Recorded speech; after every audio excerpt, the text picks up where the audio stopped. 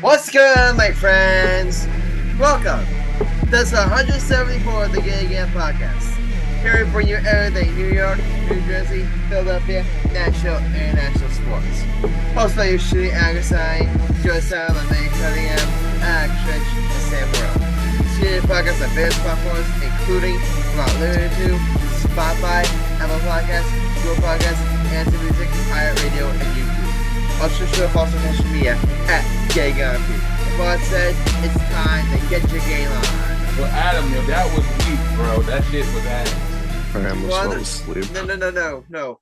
It was weak for a reason. I'll get to that later on in the show. I'll let you know it was weak. I made it weak intentionally, just so to let you know. You almost you almost made me hang up the podcast. You're making my kids sleep. You're making my son Sam or my client Sam not able to make the music now because you almost bored us to sleep. I was about to say your son. Who the fuck is your son? Who's your son? You my son, bitch. You and Alex are my sons. No, I'm not your son. Alex is your son. I'm no son. You my son. Son. You my son. I don't have a father. Yes, you my son. You came from these sperm, nigga. Hey, yo, pause. Fuck your mom at a young age. Okay, yo. Here's how it works. Alex is Michael's son. Michael is my son. I'm Sam's son. And Sam, you're Alex's son. That's how it works. No. First of all, Adam, you my son. Adam, I made you famous, Adam. I made you relevant. No, I made you relevant. Don't play. Adam, you're the most nerdiest kid ever, and I was the most popular kid in school. So how the fuck you gonna be somebody's most popular kid in school? Okay, that made me stretch in the truth a little bit there. You were nerdy as hell. Just a little. Adam, you were nerdy as hell. Maybe I was nerdy. You still nerdy now. I am still nerdy now. I'm not gonna deny that. Adam, you dress like a white preppy kid that loves sports. That's how you dress. You and Alex dress the same. Adam, if you were trying to wear sweats to a nightclub, I don't want to hear nothing about your drip. Ain't that right, Sam? I don't think Sam cares either way. Sam knows how to dress. I don't care who's got good drip, who's got bad drip. All I care about is my drip, and my drip is fire. No, I got the best drip on the show. Me and Marcellus got the best drips on the show. Fucking cap would go off. Oh, you know better. I'll let you believe whatever the fuck you want to believe. All I'm saying is, Adam, make a poll. Adam, make a poll. I live with two people that deal with the fashion world, and my entire family deals with the fashion world. I think they're telling me how to fuck the dress. We're gonna put the poll up on the show. We're gonna post the poll up. Yeah, you're gonna put five polls. See and then one at the fans decide who's the flyest dresser on the show.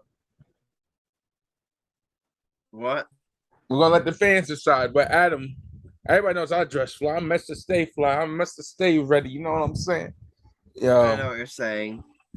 I remember when I first met Alex. He only wears sports gear. I think. Adam, explain to us why your intro was mad weak tonight. Explain. Okay, all right. You guys ready? You guys ready to dive in? We got a lot to talk about this show. I mean, let's literally read it off. We got Saquon Barkley signed for the season. He will report to training camp. Aaron Rodgers signed an extension with the Jets. So that just we'll break that down. Jaylen Brown, signed a big time supermax. I've got some thoughts on that. And we will spend a lot of time talking about the Mets because they traded away two big aces in Max Scherzer and David Robertson. So we have to talk about that. But guys, you want to know? I'm going to ask you a question. Alex. Yes. Michael, was my intro weak? Michael, was my intro weak? It was god awful. Sam, was my intro weak?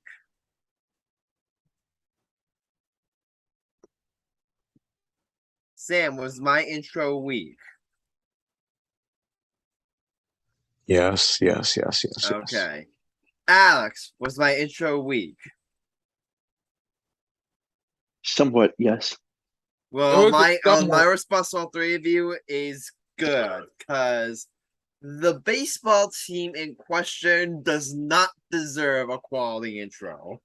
Adam, if you start singing again, I will stab you. No, honestly, and again, I'm not gonna sing for them because you know what? Honestly, they don't even deserve bad vocals. They don't deserve any vocals. Okay, good, because you gave me a nightmare and I couldn't sleep for a week. That's probably why I couldn't sleep. Yeah, but singing. In all seriousness, we are recording after the Yankees just got walloped in a crucial game, against the Baltimore Orioles 9-3. They had a chance to win a series for once. Aaron Judge finally returns. He homers the other day, so you're thinking to yourself, okay, if the Yankees are gonna go on a run, now's the time. Now's the time where they need to do it. And what? So you're thinking to yourself, if this is the time for Yankees to go on a run, make a playoff push, or continue to buy, this is the time we have to do it, Yankees. And what happened? They completely wet the bed. But you know what, guys? I'm not even gonna make it that much about this game. I'm not really mad, I mean, I'm mad at the game, obviously, but that's not my main focus right now. My main focus is, the state of the Yankees organization and the Yankees front office led by. I think honestly we're not gonna refer to him by his actual name. I've got a new nickname for him. Yeah, I got a new nickname for him. You want to know a nickname for the Yankees general manager that I'm gonna refer to him for this episode? Bald Midget.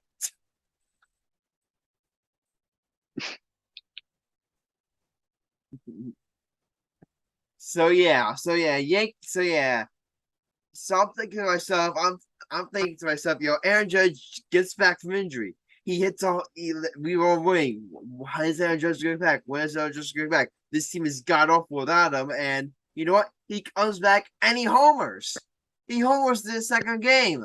The Yankees have been missing his bat in the left district, so maybe you're thinking like with him back, you can go on a run. And what did the Yankees do? They bench him for this rubber game. They bench him for the rubber game. And this move honestly signifies everything wrong with the current Yankees organization. Because I'm telling you right now, the Yankees did not look at this. Here's my problem. The way I'm looking at it is completely different from the way Yankees look at it.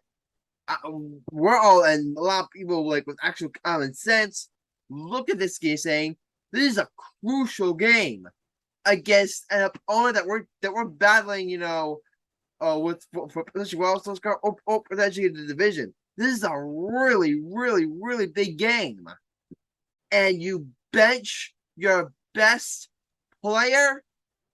You bench your best player on a prime time game. I understand he just got injured. I understand, they want, they don't want, rev him back up immediately.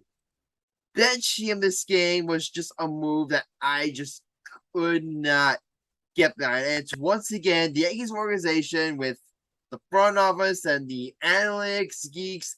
They do this thing, and we do it over and over again, where they script all these things out in advance. When Judge comes back, they're saying, okay, they literally say he's playing the first two games and he's resting the third game no matter what. We could literally, I'm telling you right now, there could be a situation where that game, if the Yankees win, they clinch a playoff spot, and if they lose, they get eliminated. If that's the day Judge has an off day, then they're getting Judge an off day due to whatever formula they use or whatever thing they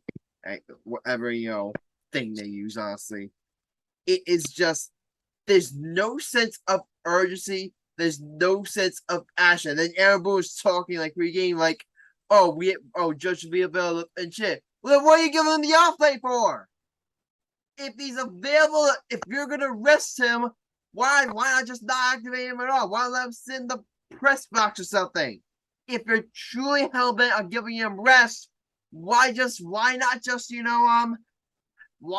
rest him entirely? If you want to give him rest, listen, if they bench him, on Monday against the Rays, I would be like, against game 1 against the Rays, I'd be like, okay, you know what? It's the first game of a new series, It's the first game of a new series, just one game. Bring him back, and if you lose that game, you still have 2 games left, to hopefully win that series.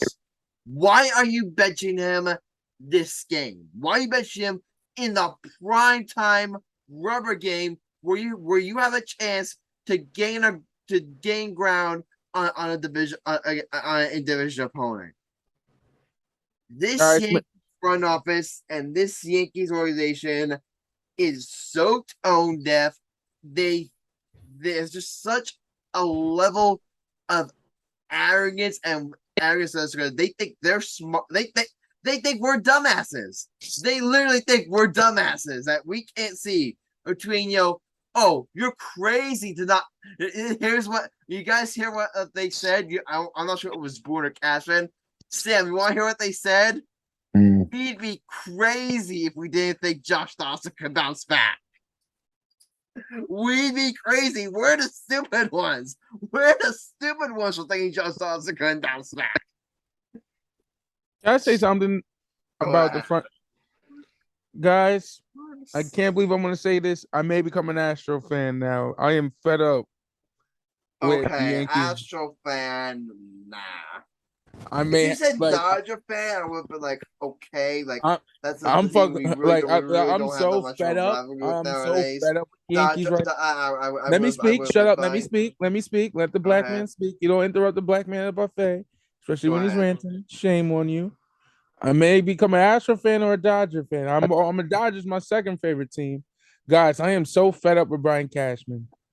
Cashman gotta go. I'm sorry. He has to go. Not Cashman, Paul the midget. They all need to go. Hal Steinbrenner needs to sell the team. Brian Cashman is the worst general manager. He is the Jerry Krause of the MLB. I have said this many times. You fuck up a formula. You do good, and then you fuck up a formula. That's what Brian Cashman does. He's the Jerry Krause. He's the Antichrist of baseball.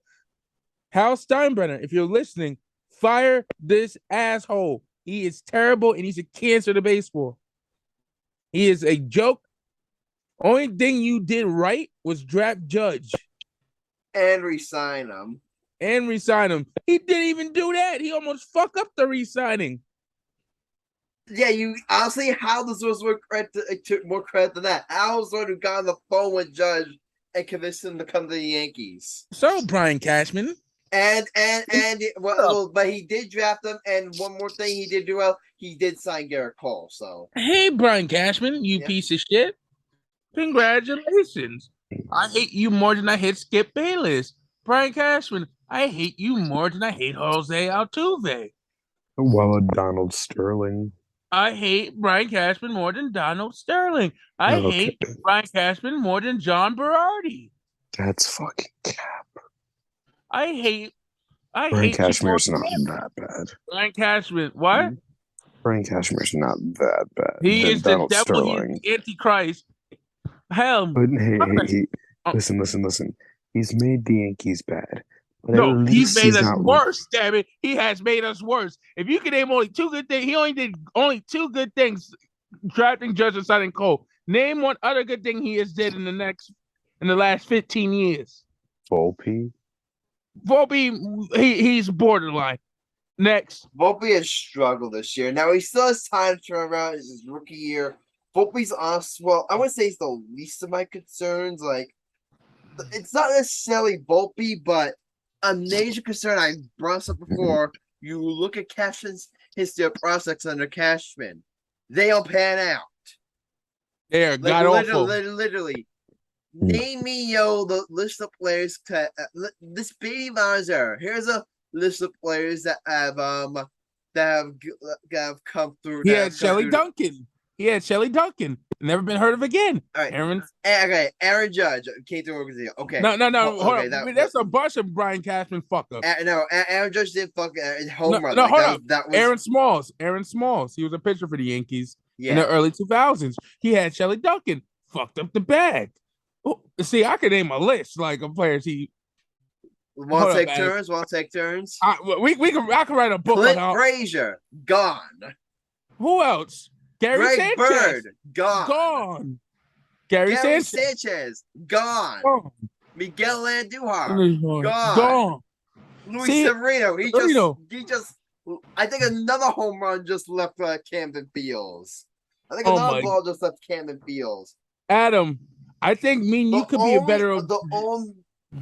The only other player that you could say has panned out is Gleyber Torres. Like Gleyber Torres, while he hasn't become the superstar like we expect him to be, he's become a solid player. But other than those two, and you can make the argument that this year's been disastrous for him, but Severino gave us all the years in the past. Literally every single guy that cashed that. Literally all Cash's draft picks or every single process that has come through the organization has been busts. The only good thing he ever did was get Robinson Cano. That was the only good thing he did. Robinson Cano was another good one too. But other than that, Cash has not been shown the ability. Only trade he ever did well for us. So A-Rod trade, the CC Sabathia signing, and the trade for AJ Burnett back in the day. Anything else? Here's the thing. Brian Cash, I said before, he used to be a really good general manager. I'm not going to sit here and say that Brian Cash has always been a terrible general manager. From late 90s to the 2000s, Adam, he was a great. Sorry to cut you off. From the late 90s to the early 2000s and mid 2000s, he was the best general manager in baseball. I'll give him his due. He was the best. Because you had Jeter, A-Rod, Alfonso Soriano, Mariano Rivera, you had Jorge Posada, you had Andy Pettitte, you had Roger Clemens, you had probably the greatest, you had Scott Brosius, you had Paul O'Neill, and Bernie Williams. You had probably the greatest baseball players of that decade on your team. And then you draft probably the best the second baseman, who is probably the most underrated second baseman of all time, and Robinson Cano, who should get his flowers, Adam. Just remember, he was an underrated second baseman, but probably top 5 greatest second basemen of all time is Robinson Cano. Guys, I have a quote here. This is Aaron Boone. But actually, let me finish off. But just like Brian Cashman, I'm not gonna say he's always a terrible manager, but I said he has really overstayed his welcome, and they need to make change. They need to make a change. I never call people's jobs. I rarely ever, but I'm gonna say right now, the Yankees need to move on from Cashman. They won't, though. They won't. That's the sad thing. They won't. Because if George Steinbrenner was alive, like Sam and our guest said, a couple weeks ago, and Sam said a couple weeks ago, if the late great George Steinbrenner was alive, he would have fired Cashman a long time ago. He would have. And he would have fired Boone. He would have fired bring back Don Mattingly as a manager, like they said on ESPN. Bring back Don Mattingly as a hitter. You could bring back Derek Jeter as a hitting coach. Bring somebody that was in the organization, like Aaron Boone. He was great for 1 year for the Yankees, but I don't think he wanted to be a pinstripe. Bring somebody that was decent. Hell, you can even bring A-Rod back with his steroid ass. Yeah. You can bring him back. Fuck. I don't care. You can bring David Ortiz for all I care. And I hate David Ortiz. Hell, bring that motherfucker in. He'll do better than Cashman. Shit. And guys, bring Barry Bonds. This really reminds, honestly, the State of the Yankees organization right now. This brings back all the way back in 2020. This is a quote from Andy Martino of SNY. This is a quote from Andy Martino of SNY, and it really resonated with me back then. And it to me shows you the exact mindset of the Yankees front office. Here's the quote: "Winning the World Series is not a realistic goal for a baseball team. It's a nice and a half advance, ultimate top 9, but a general manager is more focused on putting together a good process in place." No. That's the Yankees. That's the Yankees MO. He did not say that. He did not say that, Adam. He did not say that. They right now, Brian Cashman, they think they're doing an amazing job. We're in the playoffs hunt every year. Like who cares if we get bounced in the first round? Oh, the playoffs are a crapshoot. It's like if we miss the playoffs, it's like they'll make up some sort of excuse. As long as we can look at our process and say it's good, we think we're doing a great job of organization. It's disgusting, honestly. He did not say that, Adam. He did not. No, you're fucking with me. He did not say that. I will send you. You want me to send you the quote? He is not that stupid. He is not that dumb. No, it wasn't Cashman. It was Andy Martino, our reporter, and it really resonated with me. I really feel like I could be wrong, but I really feel like that's the organization. Again, we're the stupid ones. We're the stupid ones. They are so stuck in their ways. Again, they literally said, we'd be crazy to think Josh Dawson could have a bounce back year.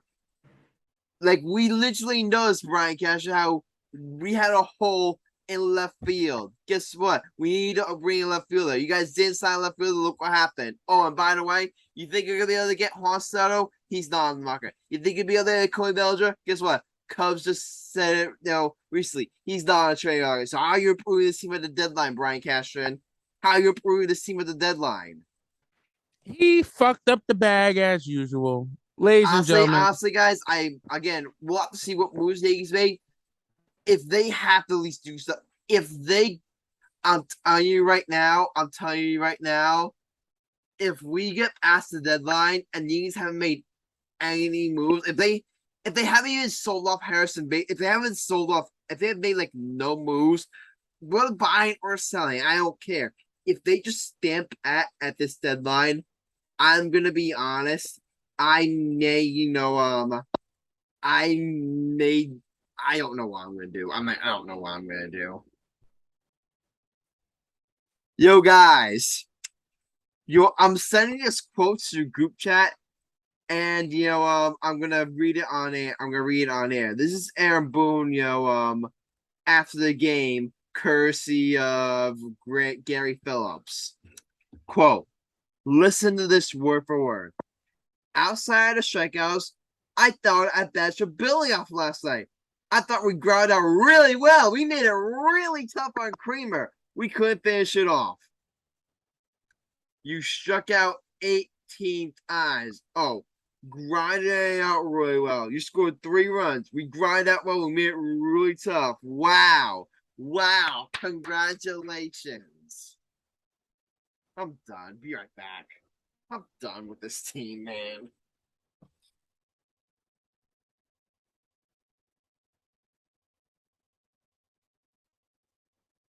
Yo, guys. Here's the new general manager for the New York Yankees.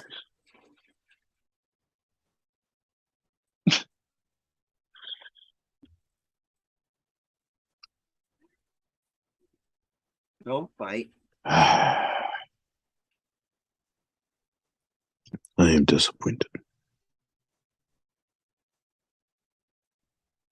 Boy, she just let me know that her Michael, you'll like this. She just let me know that her first order of business is signing Shohei Ohtani. It's trained for Shohei Ohtani for free.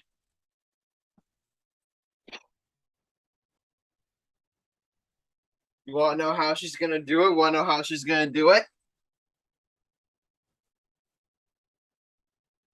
Alex, you want to know how? How?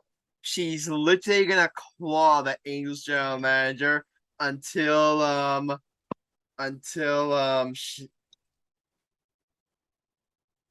she's literally gonna claw the Angels general manager until he says yes.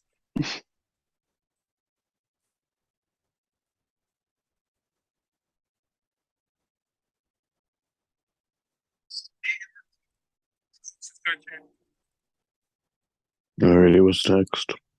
All right, let's talk. We'll talk. We'll talk. A little.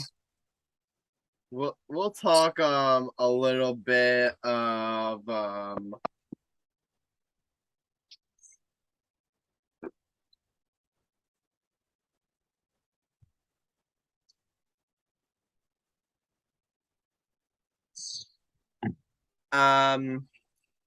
Okay, guys, we'll talk a little bit. Let's talk some Mets right now because we do have a lot of Mets to talk about. Guys, Max Scherzer is gone. He's off to the Mets announced they trade him. The other day they announced they say that they trade him to the Texas Rangers for who's their minor league shortstop again? I'll get the name right now, but they traded him for a minor league shortstop prospect, and they just announced they trade Dave Robertson, the other day. My friend, who they trade Dave Robertson to again? I think it was the Marlins. Oh, it's fine, Sam. It's fine. All right, but guys, Sam had to leave us because his throat's really starting to his throat's really starting to hurt him.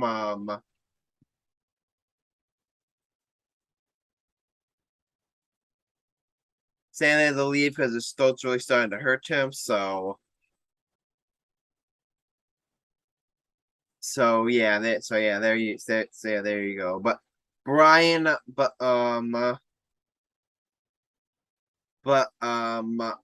yeah, they trade Darren Robson. The Mets trade Darren Robson. They trade Max Scherzer, and this shows you guys the Mets are blowing it up. That they realize, that they realize that this season has been an absolute wash, and they're gonna sell off some pieces. They're selling off pieces, and they're really punting on this year, and they're hoping that maybe next year, things will be much different. So it's definitely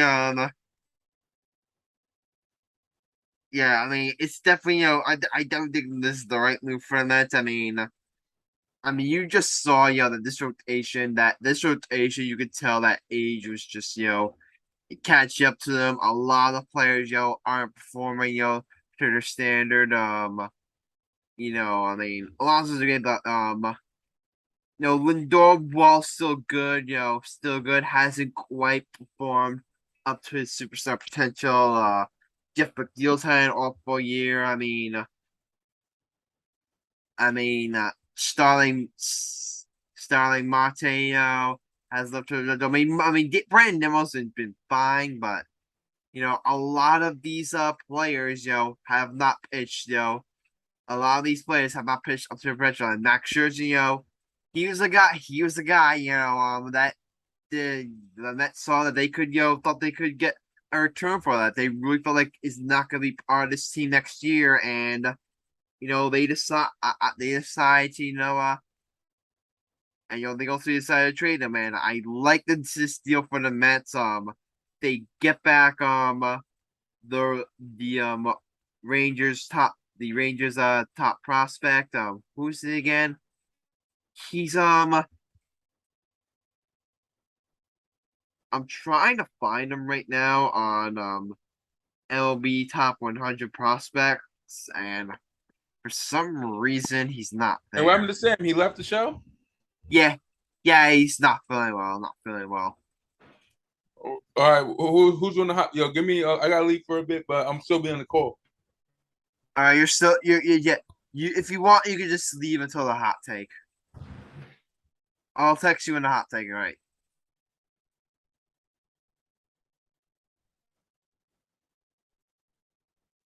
All right, the Mets, they get Louisiana Acuna. That's the player they got. He's a double-A shortstop. He's the brother of Braves superstar Ronald Acuna. He's a shortstop, second baseman. You look at his numbers, and they are off the charts right now in Double-A. He's batting over 300. I know. He's slugging 450. It's an OPS of 830.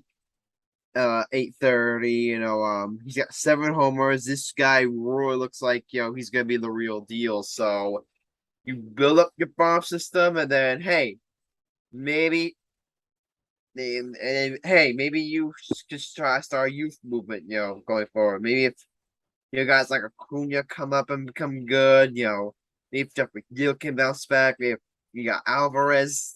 you got Alvarez still there, and really the big thing for the Mets is how are they gonna replace Scherzer, and how are they gonna replace Verlander going forward. If they could get the pitching, then hey, maybe this team, maybe not next year, but the year after that, maybe this team, can start turning the corner.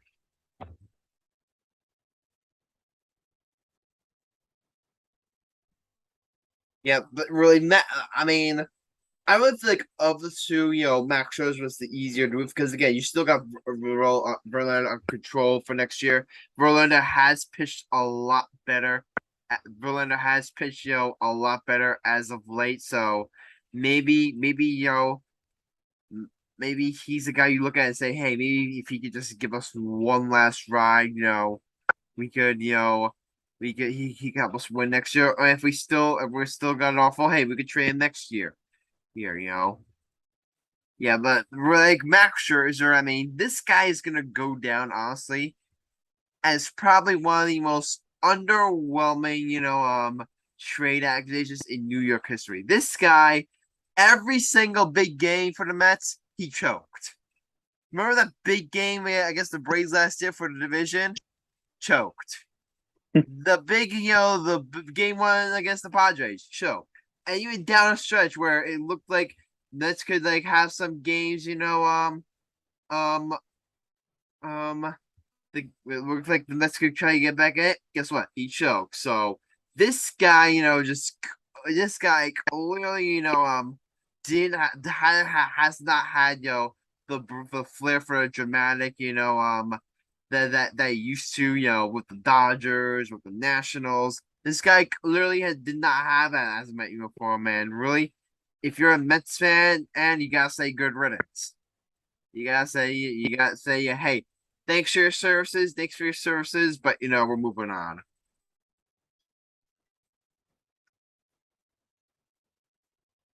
All right, let's talk. Time for us to talk about an actually good baseball team. Well, they're still good. It seems that they have not played a. They're a good baseball team, but they're coming off a bit of a rough one, losing 2 out of 3 to the Pirates there. So, Alex, how about the Phillies?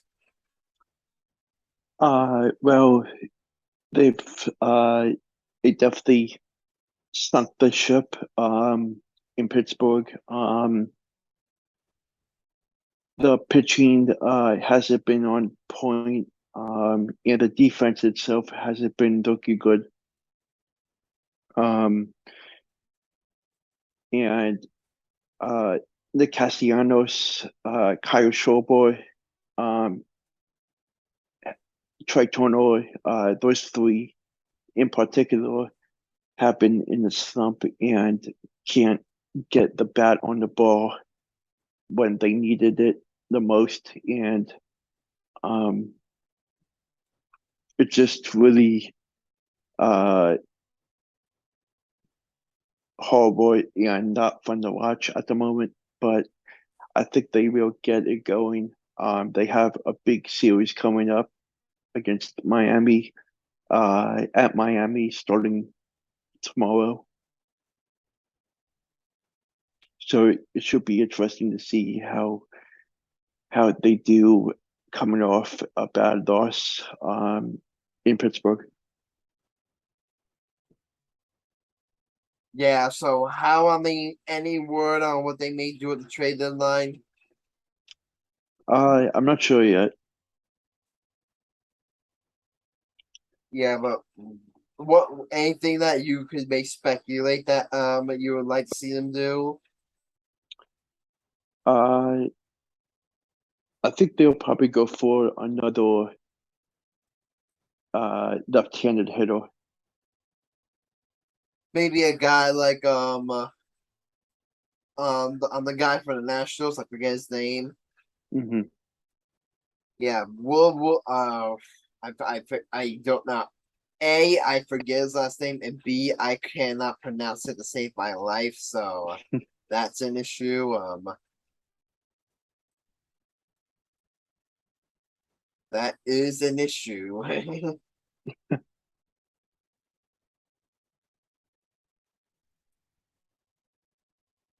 But yeah, like look him up, but that could be a really great time. I mean, the only thing is will the Nationals want to trade him in division?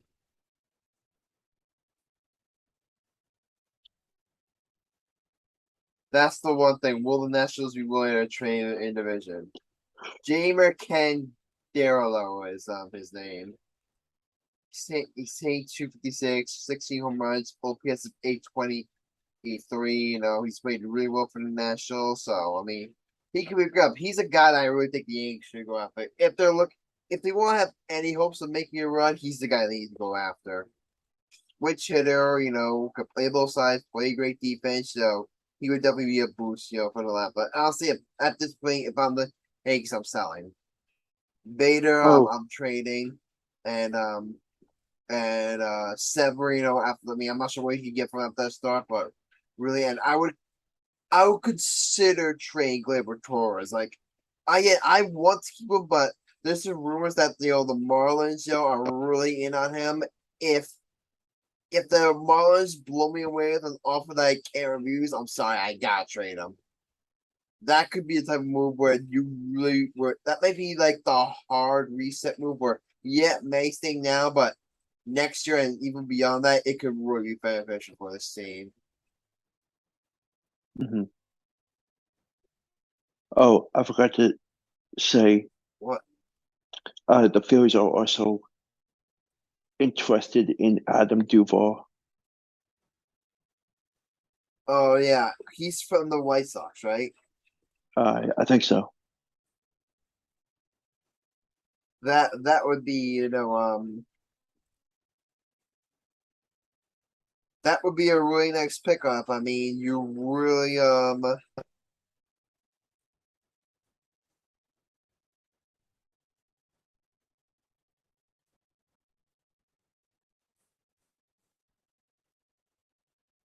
Adam Duvall, right? Yeah, Is he a pitcher or hitter? hitter. Oh yeah, sorry. But yeah, that could be a big boost. You guys could really use all the help, in that lineup, that you get. Yeah.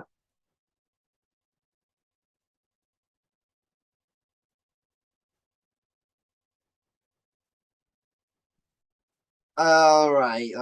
Before we get to hot take, Alex, you want to talk about the FIFA World Cup? I have not been paying attention too much attention to this, as I really should lately, Mm. unfortunately. But you gotta do what you gotta do. Go ahead, go ahead, buddy. What's been going on? Update me. Okay.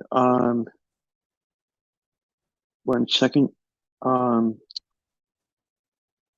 so um, this upcoming Monday, um, which is tomorrow, Japan goes up against Spain at 3 a.m. As well as Costa Rica and Zambia. Um, Republic Ireland goes up against Nigeria at 6 a.m. And the big one is the next day, Portugal and USA.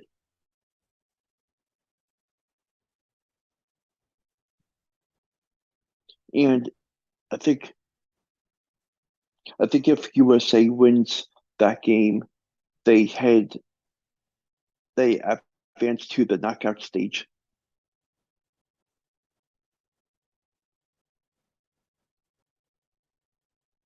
Oh,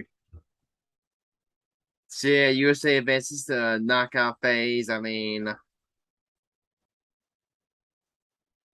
it's definitely who will they play next? Sorry, I dozed off. Portugal. Portugal, yeah. I mean, that's gonna be a really that's gonna be an interesting matchup. Yeah, Portugal group stage. It's a group stage, so if they lose, they're out. Uh, I'm not sure actually. Okay, because I'm really. Oh yeah, they're not the round 16 yet. So Yeah. I mean, Switzerland has clinched a spot. Norway has clinched. So I mean, USA right now they're what we're gonna say they just defeated they defeated Vietnam earlier.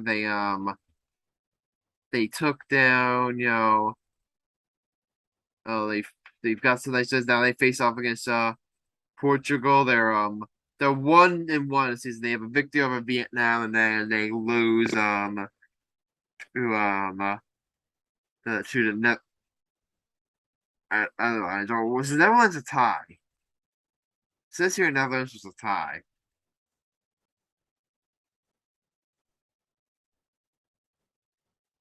It says 1-1-0, and I guess that means they put ties in the middle, or they just not count ties. Hold on, let me look at here. The Women's World Cup is confusing. Yeah.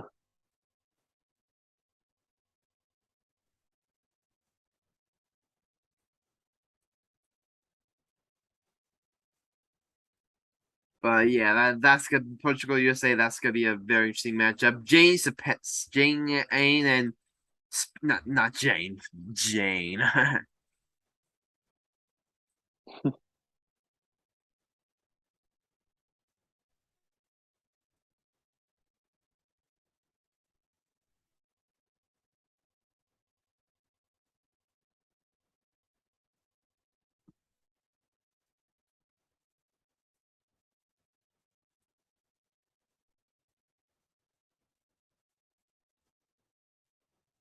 Yeah, I mean, but yeah, Alex, a great job. Canada and Australia. That's another good one. China and England. It's really gonna be, it's gonna be interesting to see, who can advance to the round of 16. Round 16 begins August 4th, correct? Yeah, correct. And I'm pretty sure that will be, in time for our next episode. So, Alex, we look forward to helping us break down the round 16. Yep, can't wait.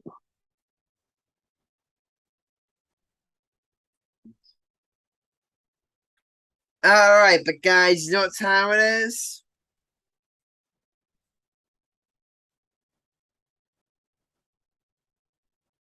It is time for the hot take of the episode. Now, Sam, unfortunately, here's the thing. It is Sam's hot take, but Sam, we can agree you're in no condition to, to do a hot take. So I think it's only fair that, one of us, goes in your place. So I think what we're gonna do is we're just gonna spin the wheel and see who it lands on.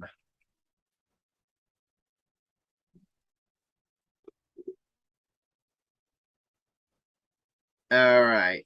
But Michael, you ready? I'm ready.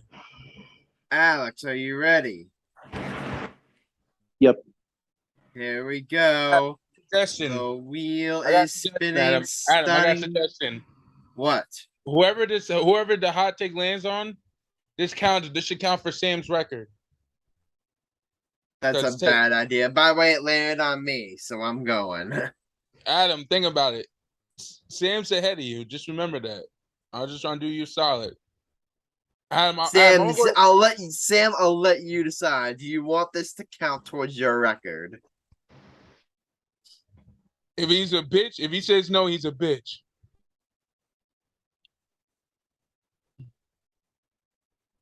You a pussy. Sam says no. He does not want this to count for his record. You a pussy.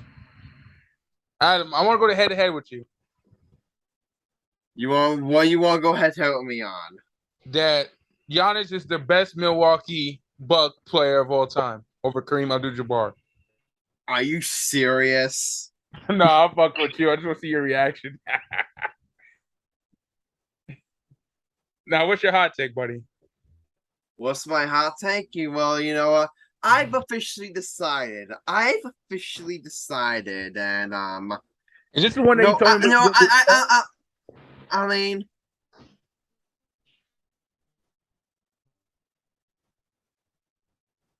I'm thinking of that. I'm thinking about it.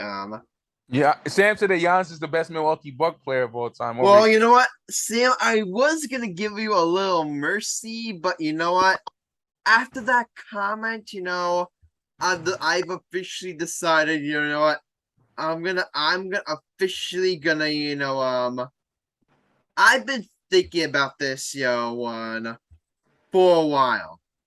I have been thinking about this one for a while, and because I honestly accepted the fact, that this system, I've accepted the fact that there's collusion going on. The system is very risky. So from now on, I'm not even gonna try. I'm literally just gonna think of lots of stuff to say. But you know what?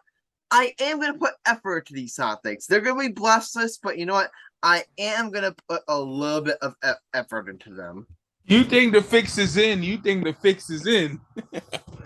No, I'm choosing his thing.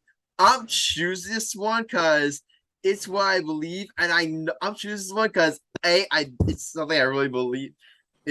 I'm choosing this one mostly because I know it has no shot of getting approved. I know this has a 0% shot of getting approved. But you know what? I'm going to do it anyway.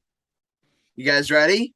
I'm ready. What is it, brother? My hot take is that Giannis Antetokounmpo is an overrated playoff performer.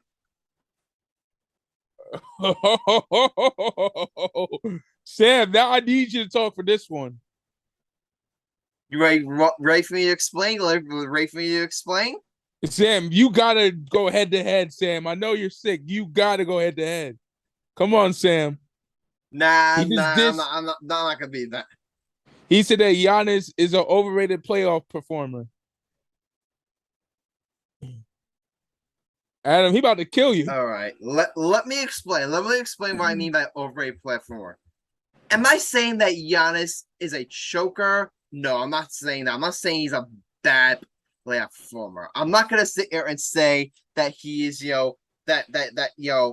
bad playoff performer. But with the way people, Sam here especially, hype this dude up in the playoffs, you think, like a lot of people seem to think that he's this really great platformer, like among the likes like Kobe and Steph and LeBron. He is, based on what I've seen right now, he's not even close. And when you take a deep dive into Giannis' playoff history, there are some big time stinkers. Let's go through history. Now, this series against Miami, I will give him a pass because he was injured. Now, Sam here, this is a beef I have with you, Sam. Sam here won't use injuries as an excuse for other players, but he will use it as an excuse for Giannis for some reason. But you know what? I'm gonna be objective here. We'll give him a pass, for this series because he was injured. Let's go back to 2020 against Boston. The series against Boston. You know what? He plays. I'm not in game one. In game one of the series, he goes 24 points. But here's the big issue: 9 for 25 from the field in that series. 9 for 25. Oh wow, he had 12 rebounds. He had 13 assists. He had triple double. Whoop-de-doo. They do. The Bucks still won, but yeah, the Bucks still won the game. So okay, not too bad. And he played pretty well for most of the series. But then game 7, all on the line. Win, you advance. Lose, you go home. This is really a big chance for Giannis to add to his legacy. He drops 25 points. I might be thinking, okay, 25 points isn't so terrible. 25 points isn't so terrible. You're right. You know where he shot from the field? 11 for 26. No, not even 11. I gave him too much credit. 10 for 26. 30.385% from the field. I'm sorry, that's not good enough. That's not good enough. Yes, he grabbed a ton of rebounds. I'm sorry, that's not good enough. 2021, he gets his ring. I have some thoughts on that, but you know what? I'll save it for later on. I'll save it for later on. In the hot take, because that's like finale. That's like finale. Let's go 20. Let's go 2020. Against Miami Heat, he goes down 0 and 3. He goes down 0 and 3 to the Miami Heat. He goes down 0 and 3. Oh, and by the way, game 1 he dropped 18 points, and game 3 he dropped 21.7 for 21 from the field. Now you can say, "Oh, we got injured in game 4." Like, okay, if you want to use that argument, fine, but still, he went down 3-0 against the team he probably should have beaten. Let's be real. If Giannis is peak Giannis there, the Milwaukee Bucks, they do not go down 3-0 in that series.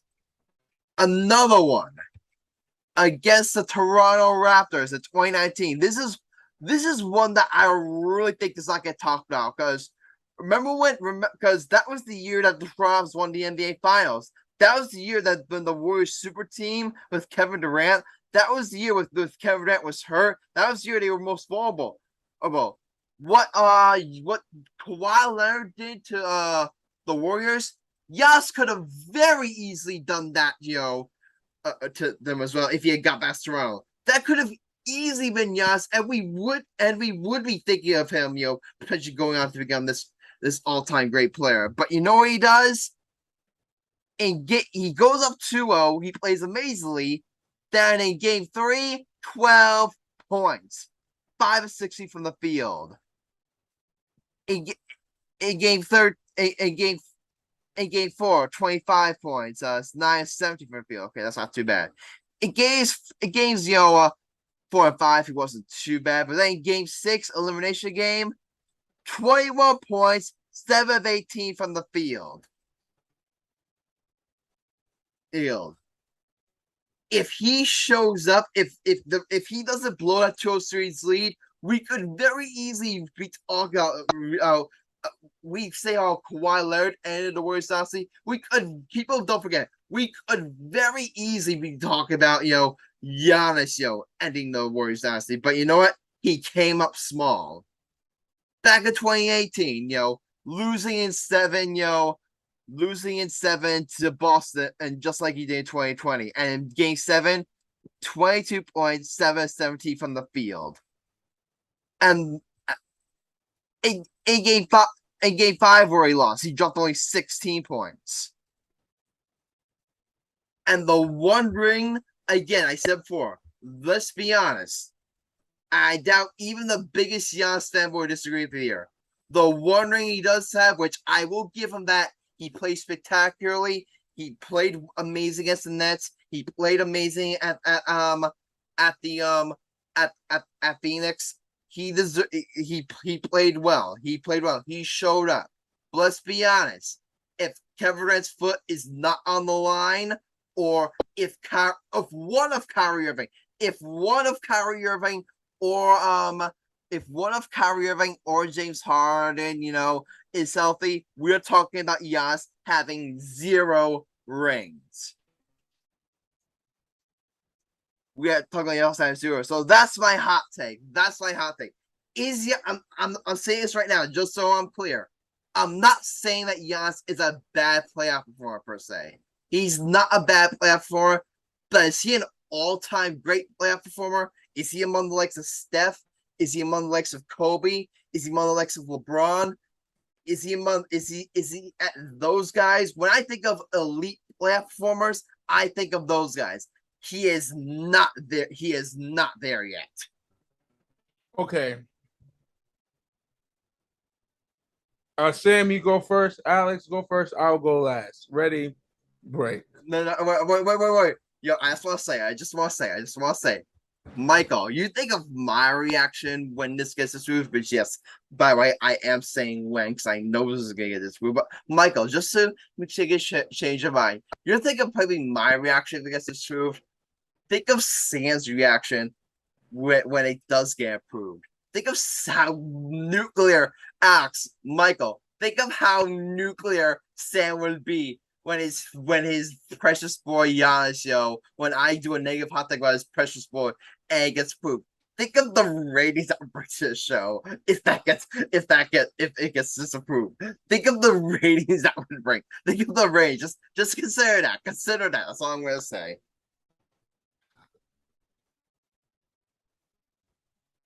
Alex, my mom says I gotta be a good Christian, but today is Monday and I have to be a good Christian. If this was at 11:55, I would approve this hot take. Now it's 12:16. 11:55. So you're penalizing me for 20 minutes.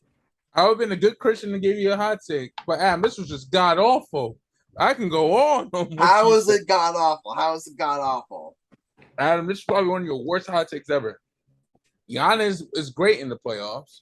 He averages in the NBA Finals. That year he went to the finals. He was playing with a bad knee. Great playoff performer, yes or no? He's top 10 in the playoffs. He was dominant in the He was dominant in the playoffs. He averaged 40 points in the game in the NBA Finals and took the Bucks to their first championship in over 40 years. Sam, I need you to talk, bro. Please talk. I know you're in pain, but we got to educate the fool.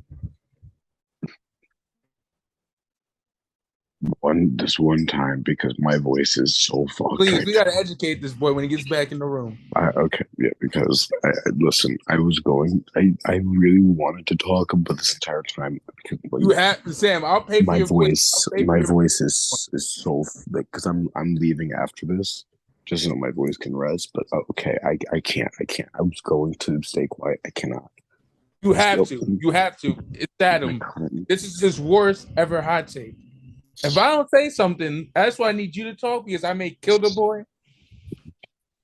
I find it funny how he brought up all of Giannis's shortcomings when he was either one, still a baby, or two, still below the age of 25, and didn't bring up the fact that he is one of the youngest. All right, Adam, me and Sam are going to roast your whole entire existence, okay? Adam, I'm letting you know the fact that you're making me speak and my voice is hurting really bad right now. Like, speaking literally sucks. I hate every word coming out of my mouth because it hurts.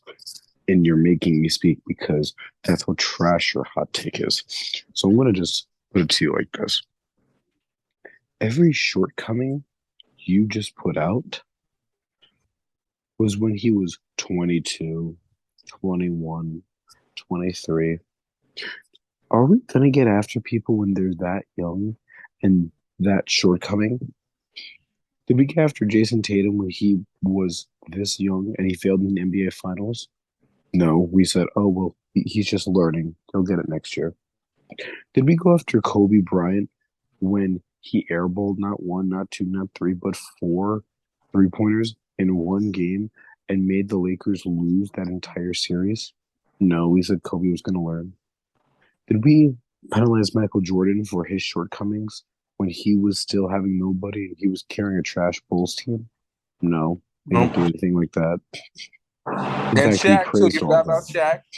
When Shaq lost in the NBA Finals to a 6-seeded Rockets team, did we say, oh, well, Shaq sucks. Shaq is like worse than Hakeem? No, we still say Shaq's better than Hakeem. Right. So the fact that you bring up all those shortcomings when he was no. You can our rebuttal. I'll let you finish. I'll let you finish. But I have a response. I'll let you finish though. You can't have a response. No, you're not. Just exposed me. You're not having a response for that fucking trash take. You're gonna sit there, look pretty, and stay quiet. That's what you're gonna do. You're gonna let me, Sam, and Alex talk. Okay. So you bring up all of his shortcomings, and I find it funny. You said, "Oh, well, Kobe's never done this." Adam, Michael Jordan and Bill Russell are the only two NBA players in NBA history to not have a bad series. Every other NBA player has had at least one bad series. I want that to think about that for a second. Only those Let me two. ask you a question. Hold up, Sam. Let me get in a piece of the puzzle. Hey, Adam, you said that Giannis has said one and won the finals in 21, right? If KD would have made a shot, right? That or if the Nets are fully healthy. Okay. Was Giannis fully healthy in that playoff series? He wasn't. He was playing with a bad knee. He was fully healthy. He was fully healthy. No, he wasn't. He was playing with a bad knee. Game 6 and game 6. Was he? Send me your source. Send me your source. I was at the game, you buffoon. And you were 2, at the game? Wow. And first of all, 1, 2, and then he had to play another series with a bad knee. He played on a bad knee in the finals and still was averaging 40 a game. 40. All right. Let me you want to shut up? You want to shut up? Let me just clarify. I said specifically, Giannis. I'm not saying Giannis is a choker or that he's a bad playoff performer. I'm just saying when I'm talking about legendary platforms like the Steph, like the guys you just mentioned, he's not that level yet. I'm sorry. Had some bad play performances as well. All right, I'll let you go, Sam. Explain to me, how is he at that level? How is he at that level yet? He has an NBA Finals MVP. He didn't have an NBA Finals MVP. MVP. He has one ring. One. Adam, how many rings do you have? More than you. Your mama don't count. Okay. Okay. And Adam, I'm going to put this in perspective because you brought up that KD point. All right. Because you brought up that KD point. All right. What about we do this then? What about we go to every NBA Finals winner and we say, oh, but if that happened, then there would be a different outcome. For example, why don't we go to the Rocket series? If Nick Anderson makes one free throw, the Rockets lose that finals. Oh, no. Why would we go to the Lakers versus Pistons? If that trash call by the ref isn't called on Kareem because he didn't get fouled by Bill Laimbeer, but the refs bailed him out. Oh, the Pistons now have another ring. Or even better. I have one even better. What about if Wilt Chamberlain just passes the ball nicely inbounds instead of throwing it over his head? Oh, wait, Wilt Chamberlain now has another ring as well. Or what the fuck about if Miami doesn't get bailed out? Dirk now has 2 rings instead of 1. Or what about if the Kings actually get good fucking refs instead of the refs just slurping on Shaq's dick the entire time? Maybe then that was the worst referee game of all time. I'm sorry. Yeah, maybe the Kings and Chris Webber now have a ring. So if we're gonna play that card, Adam, let's play that card. Because let me tag him. Tag me. Let me explain. Okay, let's say we do that for the Pistons. We do that for the Pistons. We do that for the Pistons. We take that one away. How many rings does the Pistons have? You're missing the point. Isaiah Thomas. We take that one away. How many rings does the Pistons have? That's all I'm asking. You are missing the point, my boy.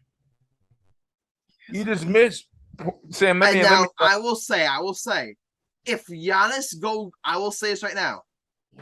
If we're sitting here a year from now and Giannis goes off and he wins another championship, I will take every single word that I said here back.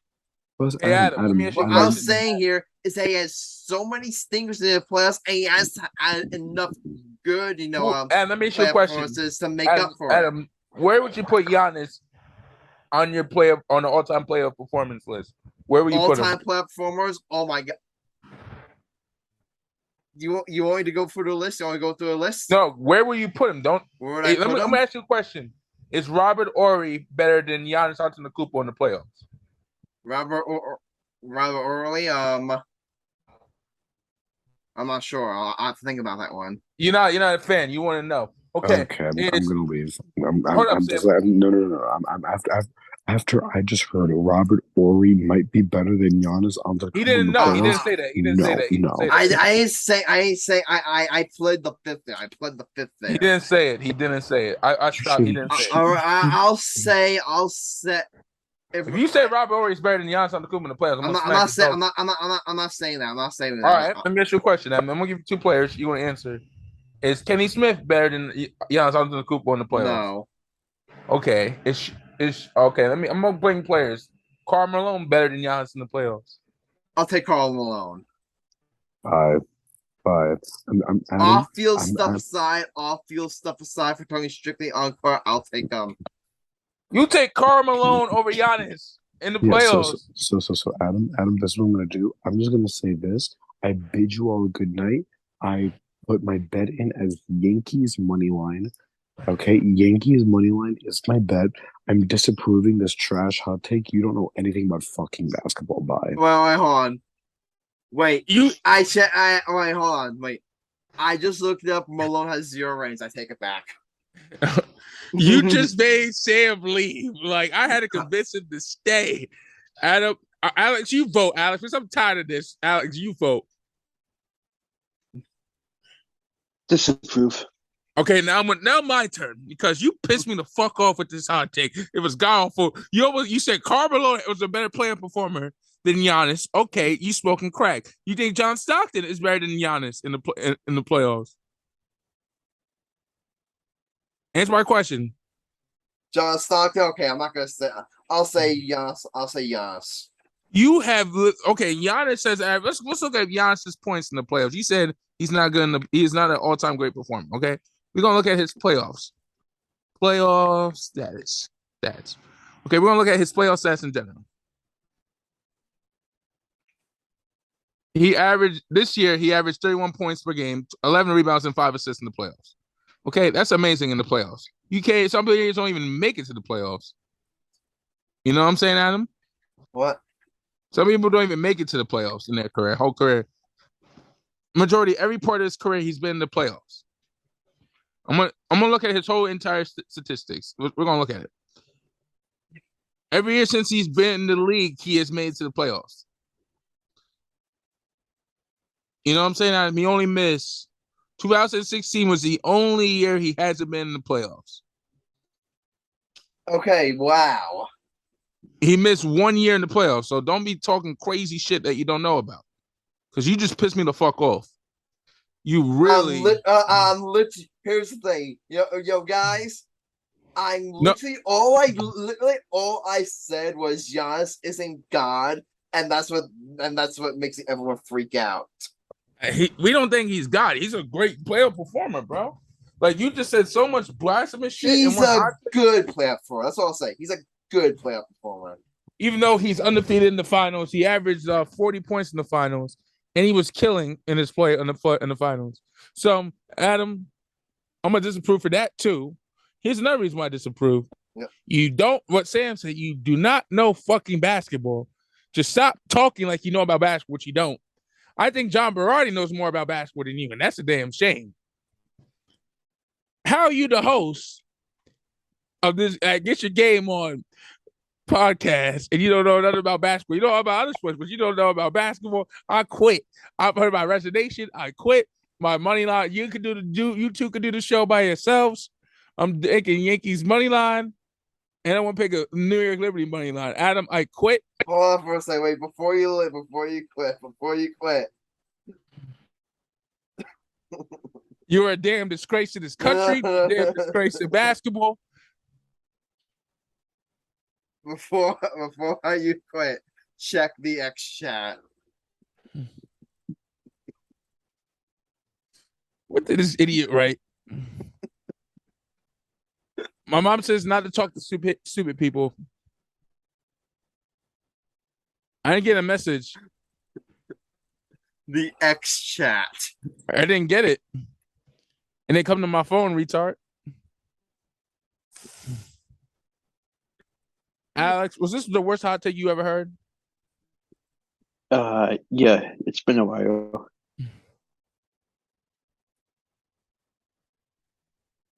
For some reason, it's not loading. Hold on.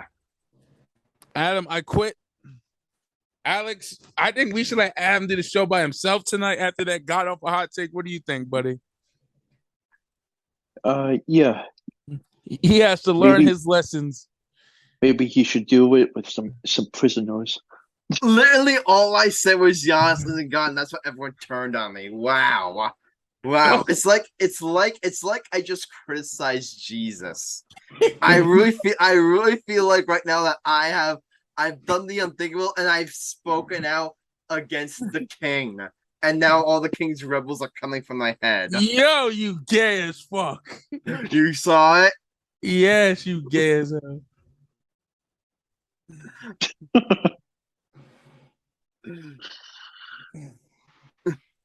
You saying we sucking dick? His thing, yes.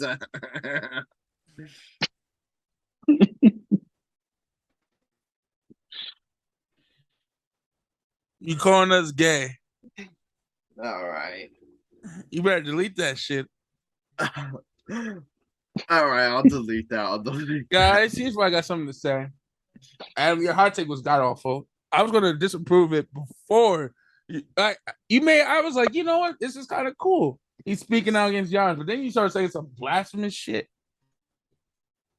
Adam, you have made me and Alex and Sam team up against you again.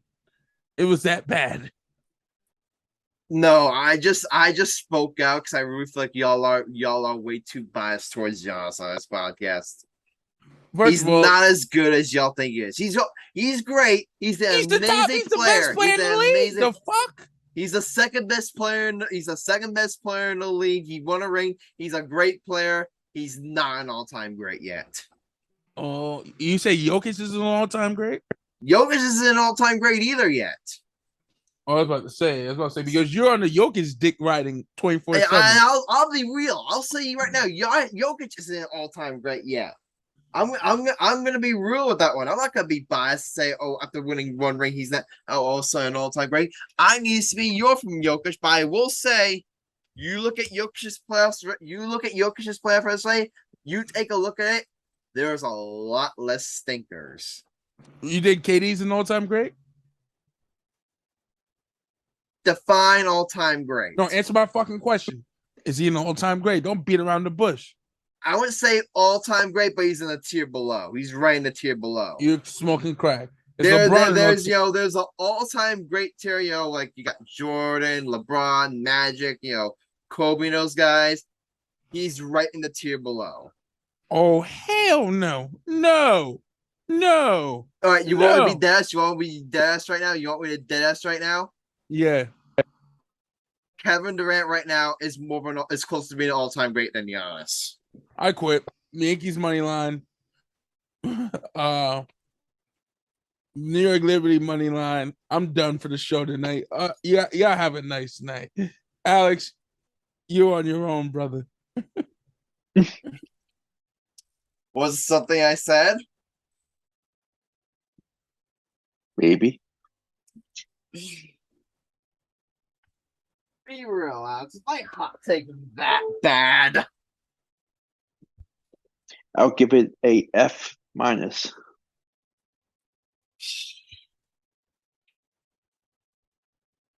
You know what? I really think we need to break up the podcast. Y'all find a new host. I'm really gonna go make my own podcast because we clearly are not. We're clearly, we clearly do not see eye to eye, on these topics.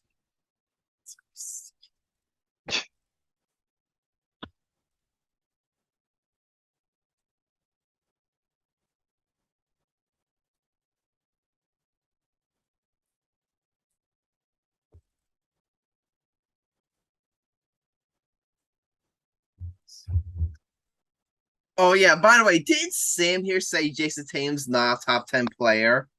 Because all because of one game he had, against the Heat. Didn't he say that? Yeah, I think so. Yeah, that's fine. But the moment I say Giannis isn't God, y'all turn on me. You know what? This is why I say the system is rigged. Stuff like this is why I say a system is rigged. Your trash ass hot take on last episode where he said, "Oh, Ohtani could go. Ohtani could go to the Otani's not gonna go here. He's not gonna go here. He's not gonna go here. He's not here. I'm not gonna tell you where Otani gonna go, but I'm just gonna say he's not gonna go to these places. Gets approved.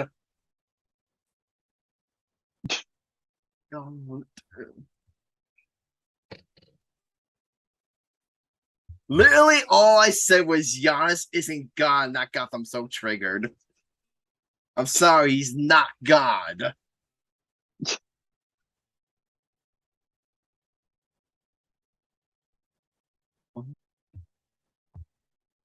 You know what I'm gonna do? You know what I'm gonna do right now? Check the group chat. Yeah.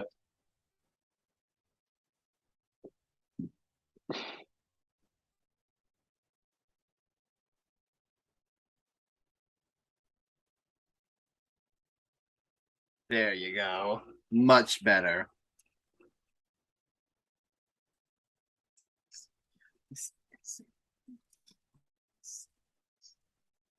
Honestly, guys.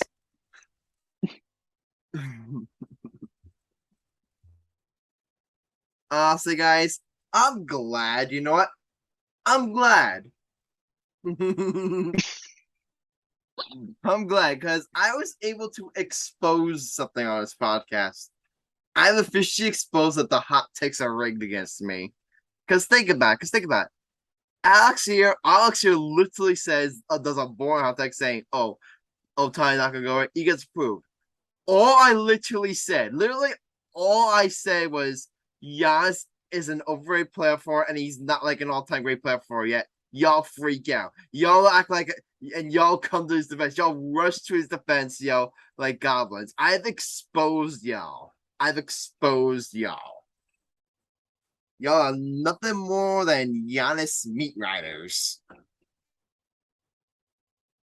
By the way, Giannis, if you're listening to this, yes, last season was a failure. Sorry. You can't, falsely equivalent to, every year I don't get a promotion, it's a fail. It's a failure. You can't equivalent that. That season was a failure. Sorry, buddy. Your hot take was just honestly, guys,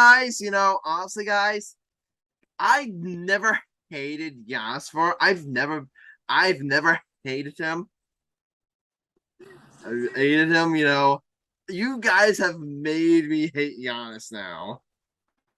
Again, all I said is Giannis isn't God and y'all jump me. That's all I said was Giannis isn't God and y'all jump me. Did you just remove Alex from the group chat?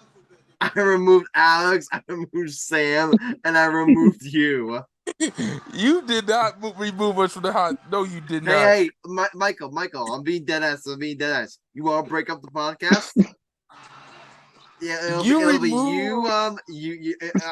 be you, Alex, and Sam. Y'all do your own podcast. I'll tee up Marcellus. We'll do our own podcast. Marcellus doesn't even show up for you. Good luck with that. I'll either that or I'll get some new co-hosts. All right, I'll do the show by myself. That will go over. We'll break up the podcast. You guys do your own show. Figure out who's gonna be your editor. You do all that stuff.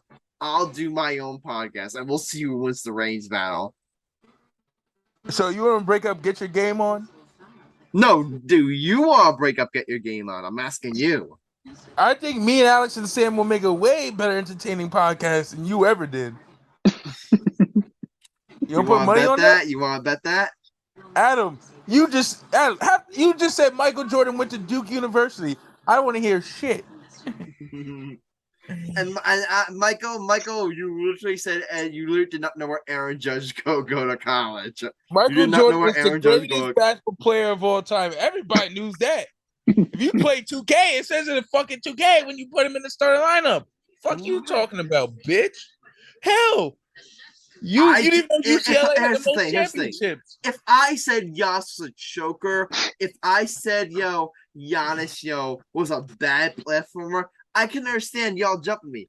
I didn't even say that. In fact, I said he was a good platformer. You did not say that. You did not say it. You full of shit.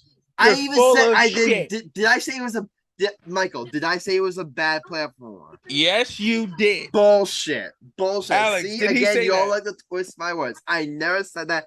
All I said was he's not an all-time great platformer yet. Alex, what did he say? Who? I forget what word for word he said, but overall, I disapprove. We both disapprove. All right.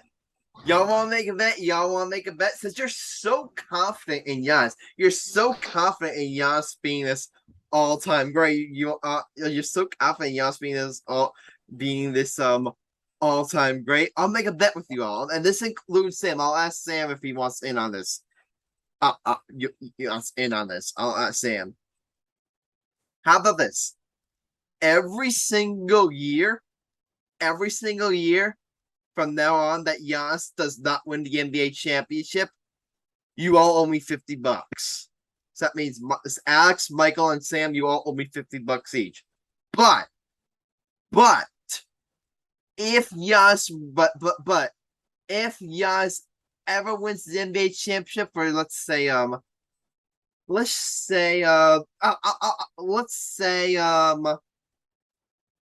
old is he now? He's 28. The next 8 years, till the end of the decade, if Giannis ever wins another NBA championship, I'll buy you all Giannis jerseys, every single one of you.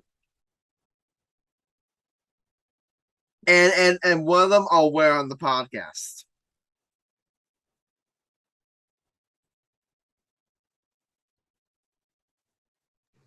You want us to pay you for missing for playoffs? I said every year that Giannis does not win the NBA championship, you all owe me 50. You each owe me $50. But if he ever does win the NBA championship, that goes away, and I buy you all Giannis jerseys. You wanna know why? Wanna know why you're refusing? Because deep down, you know I'm right.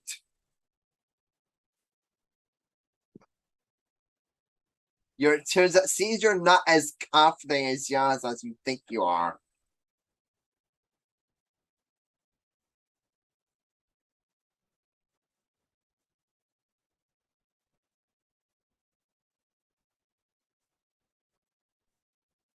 All right, you all ready to move on? I think it's time we move on from the chaos. I think it's time that we move on from the chaos. I think it's time. I'll let you, Alice. Y'all can think on your bet, and by next episode, y'all can give me an answer. Y'all think about that, right? Y'all think about that. But we gotta move on. Let's talk about this basketball story, guys. You see the contract Jaylen Brown got? Hell yeah. 5 years, $310 million. Oh my god! Now here's the thing: Jaylen Brown's a really good player. Like he's a really good player. He's an all-star. He's a star caliber player. He is not worth $310 million, whatever the Celtics gave him. Literally, that I understand why they did it. They want to keep team together. That was the going. That was the going rate for him that was like the rate for him. Whatever that was the supermax deal. They wanted to keep him happy. They wanted to keep him and Taylor together. I understand it, but boy, it just shows you how insane, and how out of hand these NBA contracts are getting. Just think, Michael. That was the contract. Jaylen Brown got. When Giannis hits free agency, where Giannis' contract comes, how much is he gonna get? Who? If Jaylen Brown gets $300 million, how much is Giannis gonna get? More than that. How much is Jokic gonna get? More than that. I really feel like the NBA just shot themselves in the foot here. Yeah, the Celtics. Every single other owner is looking at the Celtics, and their team's looking at the Celtics, and they're going, "Why? Why? Because they know that Hey, if Jaylen Brown's gonna get that money, how much money is Jason Tatum gonna get? How much money is Trey Young gonna eventually get? How much money is Luka gonna eventually get?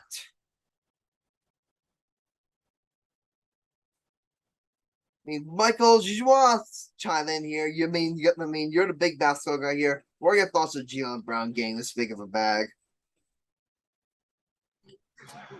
It was good. It was good. It was a good pay, but a little too good pay. He's a great player. It was a good pay for him. He deserved it, but it was too overpaid, if you know what I'm saying. And I gotta go because my tooth is killing me. Peace, bro. Okay, later.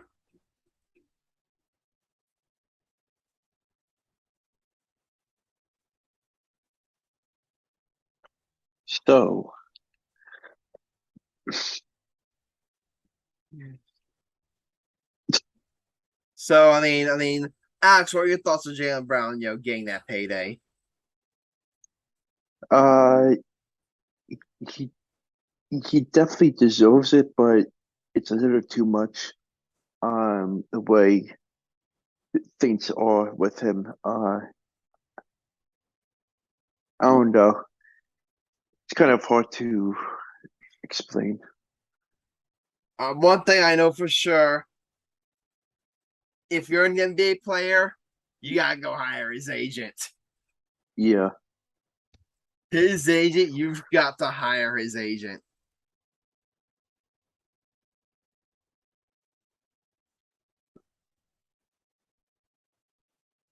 So what you want to do? All right, you want to talk about Saquon? You want to talk a little bit of NFL? Sure. Because this happened, a couple days ago actually, so it's kind of on news, but we haven't mentioned on the podcast yet. We got to talk about it. Saquon Barkley just got locked up by the Giants. They finally came to agreement. Oh, what was it? 1 year. I mean, the deal happened. The deal happened. When did it happen? I think it happened. It happened last week.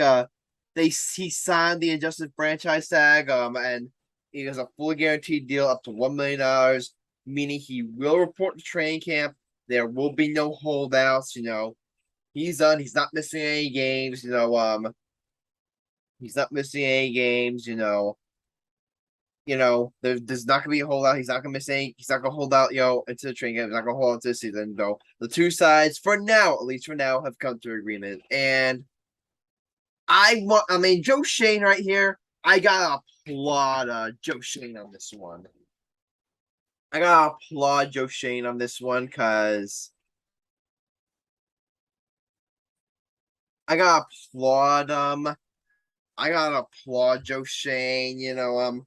I gotta applaud Joe Shane on this one, because he knows, like he knows, he's not stupid. He knows the state of the running back position. He knows that that teams, that often go out to win Super Bowls, they are paying their running backs a ton of money. Look at how much money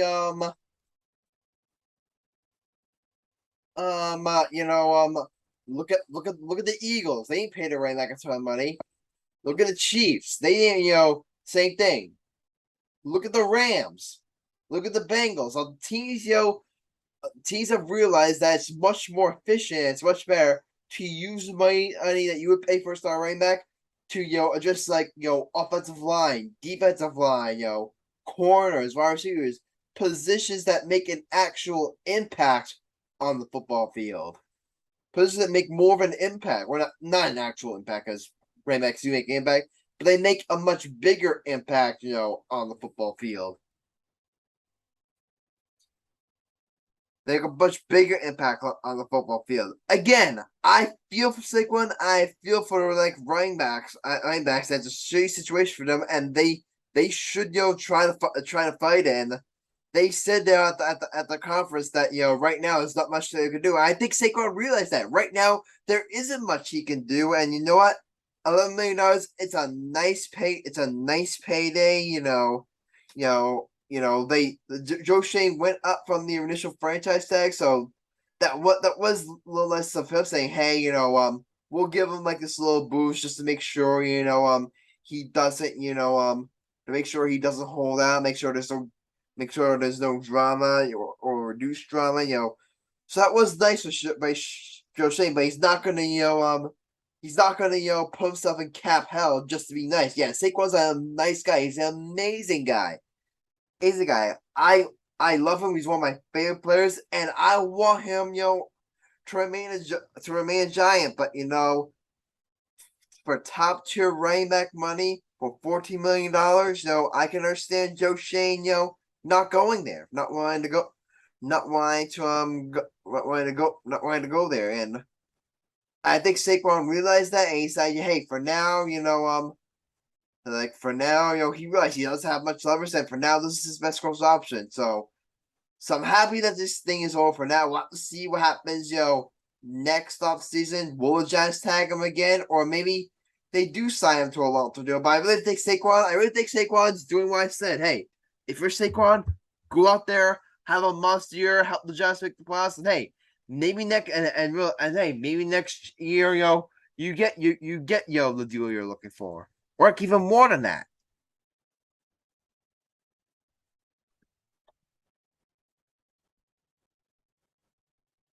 All right, but one last story here. Aaron Rodgers signing, an extension with the Jets. That's a really nice move for Gang Green, and it really shows you that that Rodgers, for now at least, he's committed to being a New York Jet. I mean, he's committed. Again, I said before of how much he seems to have embraced New York and the tri-state area.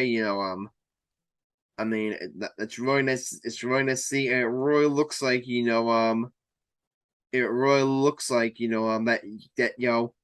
hey, I think Raj is saying that hey, he looks like he's found a home here for.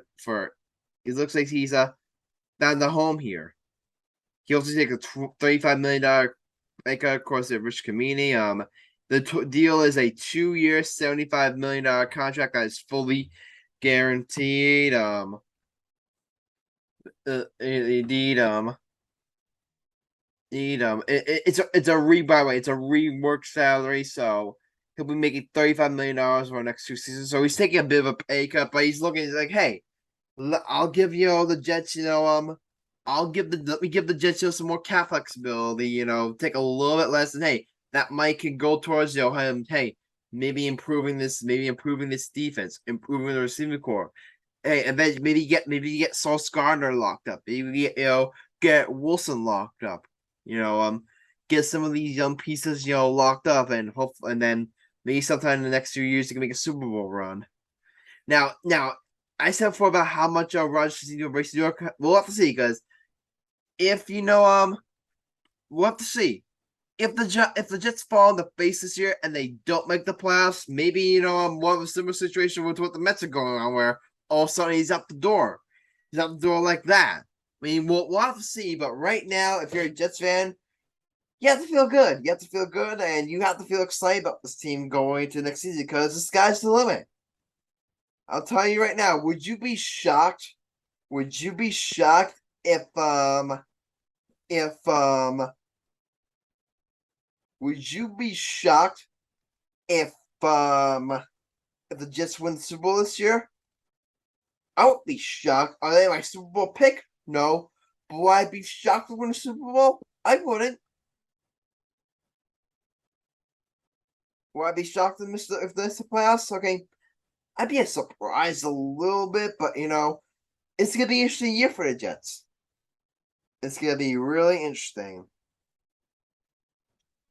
Yeah.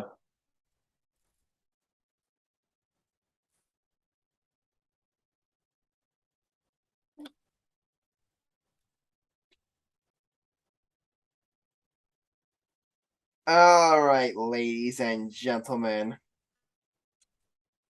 Do you all know what time it is?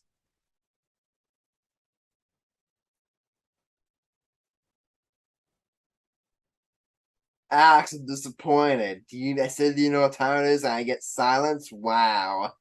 Oh, it's the bets of the episode.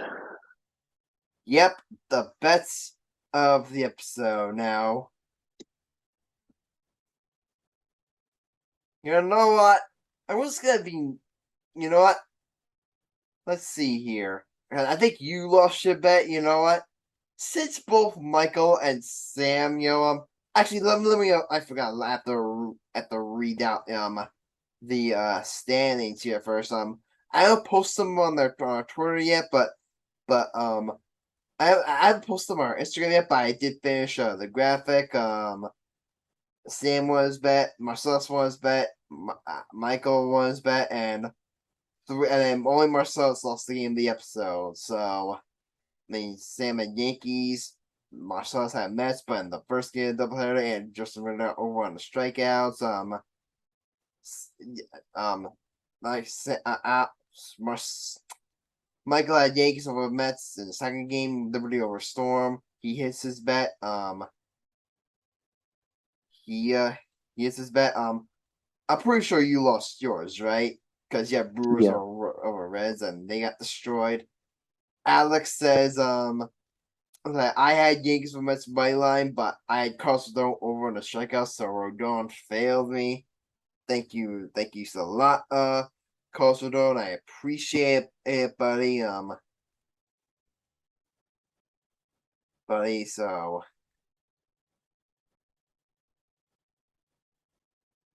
All right, but if you want to update on the standings, guys, you have a new ring there. I wish Sam was here so I could rub it in his face. Well, I can't really rub it in his face because it's not me, but Marcellus is now in first place, 21, 25 and 29 record, 206 points, 8 stars. Sam falls to second place, 24-30 record, 193.68 points for 6 stars.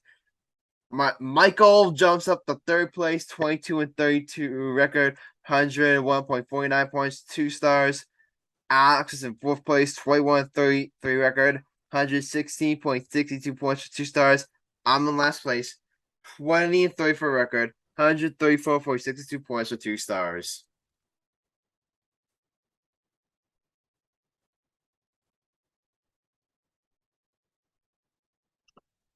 I can go first if you want. But what are we doing for the game of the episode? I'll let you pick. Wait. You were kind of on their side. You were kind of on Michael and Al and Sam's side during our hot take. So maybe I should go for you and pick you something that will completely destroy you. No. Backstabber. Nope. All right. Should I or should I let you go? I don't think I've done one. You haven't done one, so you know what? So now I'm gonna, Alex. I could be cruel to you for choosing them over me, but you know what?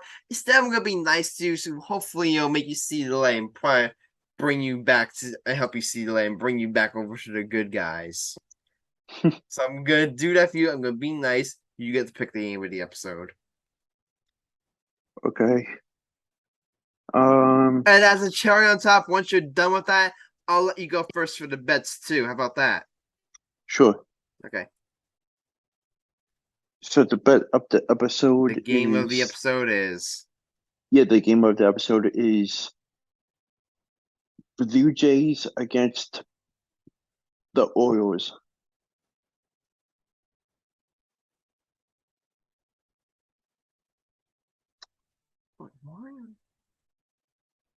Which is Monday's game. Blue Jays over Orioles Monday's game. All right, let me look at the pitching matchups, and then I'm gonna see which way I'm gonna go here. Ooh, it's on the road too.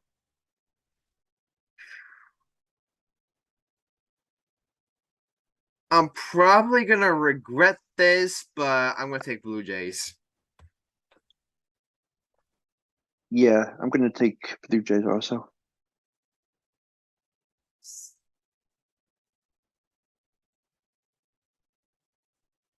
Okay.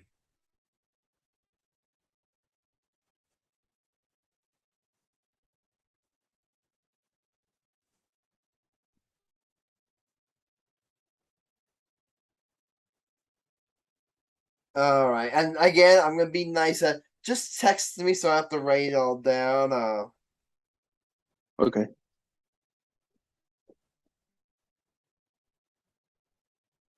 Yeah. Just again, you can go. Go ahead. So I'm gonna do. Let's see. I'm gonna do Braves money line over the Angels. Braves my line over the Angels. I am gonna do. Let's see. Phillies money line over Miami. And Tampa Bay over the Yankees. Okay. Good bet. Fade the Yankees at every single opportunity. All right. I'm going to this game, and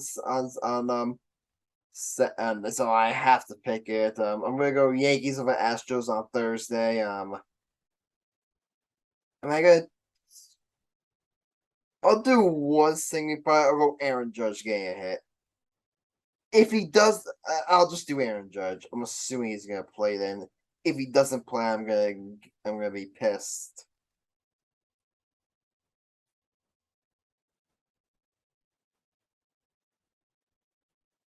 All right, that's my bet. All right, guys, that's all for this episode. Yo, Alex, is this the end of the podcast? Are we finally breaking up? Definitely. Never. I agree. I really hope this is the end. Y'all drop me the drink sometimes, but I love you all. Y'all make me drink sometimes, but I love you all. But still, you gotta think. That was pretty intense, but that was pretty intense. It's like when it's like when you're a kid and you hear your parents arguing and you're thinking, hey, is this the argument where they finally divorce? Is this the one where they finally break up? You see a couple arguing. Is this the moment they finally break up? Just a little food for thought. Yeah. Just a little food for thought. We'll leave our listeners that. But despite that, I am excited. Go for Yankees game. On Thursday. I'm excited for the Judge jersey. It'll probably be that last game. For the year. So I always love I always love going to Yankees Stadium, despite my issues. With how the organization is run. Going to stadium, talking to fans there is always a great experience. And I did want to give some advice to Yankee fans like myself. If for those fans, myself included, who are frustrated with the direction of the team, if you go to a game and things get out of hand and they start losing, don't boo. Don't boo. That's only gonna re-emphasize the stigma of Yankee fans are spoiled. No one wants to play in New York. That's gonna reinforce that stigma. What I would do is just stay silent. Just stay silent. Look around the stadium, talk with fellow fans. Do just literally if they start. Literally, don't even pay them most attention and let your silence. Make the stadium silence as a church house. Let that send message. Let your passion for the team reflect the passion of the front office.